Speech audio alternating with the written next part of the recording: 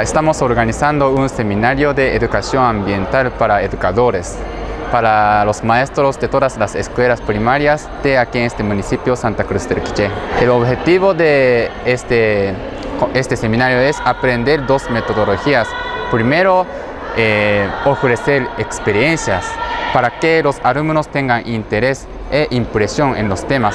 Segundo, ofrecer estimular acciones considerando los procesos de la educación ambiental. Actualmente nosotros tenemos varios problemas sobre medio ambiente.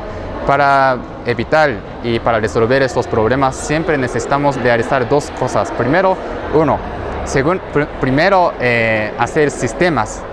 Segundo, sensibilizar a la población. Como sensibilización estamos organizando actualmente seminarios para los maestros de las escuelas primarias aquí en este municipio. ¿Tú eres de parte de JICA en la municipalidad de Santa Cruz del Quiché? Sí, llevo 2 años trabajando aquí en este municipio. A mí me gusta mucho este municipio, pero ya tengo que salir de Quiché el próximo mes y es muy triste. Yo quiero seguir trabajando aquí. Muchas gracias, les agradezco mucho. Pero está contaminando la gente, entonces es muy importante educar a la gente.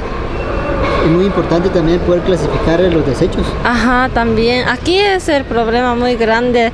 Aquí tiene el problema grande sobre la basura. Clasificamos y reducimos, es muy importante. Por eso estamos aquí para apoyar o ayudarlos.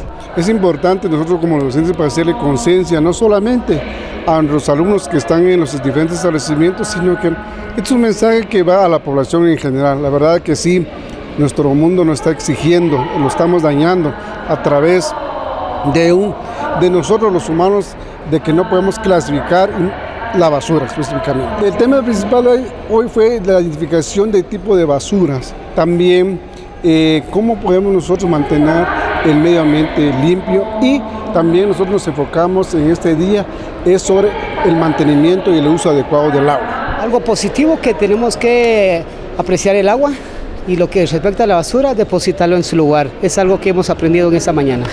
¿También se aplicará a los niños para que también ellos puedan tomar conciencia? Claro que sí, el tema va relacionado hacia los niños, ya que en este taller somos docentes de diferentes escuelas y en la cual tenemos que llevarlo a práctica y darlo a conocer en nuestro establecimiento, no solo con niños, sino con padres de familia.